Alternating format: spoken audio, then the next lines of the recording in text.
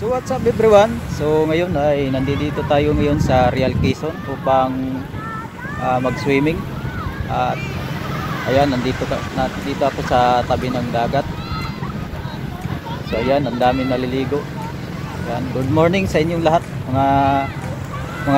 mga subscribers ko diyan sa YouTube channel, sa aking mumunting channel.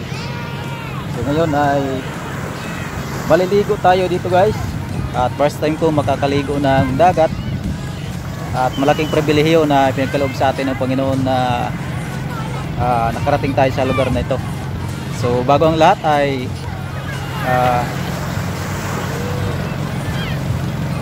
shout out sa aking mga subscribers diyan. Ayan, nabubulol na naman ako. So ayan, pakarami na naliligo.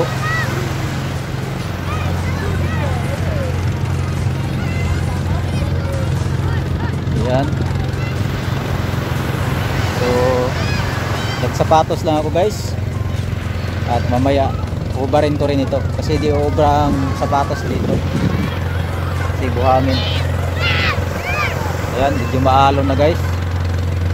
At parami yung naliligo. So ayan.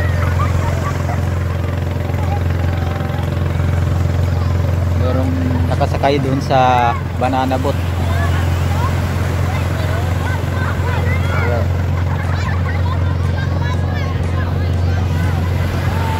At di pa gaanong masakit yung sinag ng araw kasi maaga pa. So nasa alas 7 pa lang mag-alas 8 pa lang guys ng umaga. So nakarating kami dito ay magsi-7 o'clock ng umaga. Yan. Nandoon yung mga kasama ko guys sa itaas. Nandoon sila sa bandang itaas, yung sa cottage namin. So ako lang mag-isa yung bumaba dito. Yan. Yung malakas na yung alon.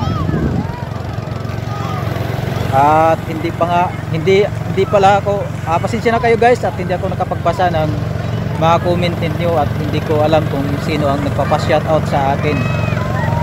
Kaya shoutout sa inyong lahat na aking mga subscribers dyan. Yan. Maraming salamat sa inyong pagsuporta sa aking mumunting channel.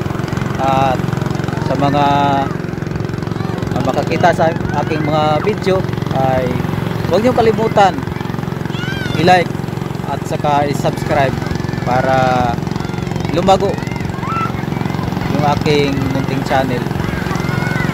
So ayan guys, hanggang dito lang muna at maraming salamat sa inyong panonood at ingat kayo palagi.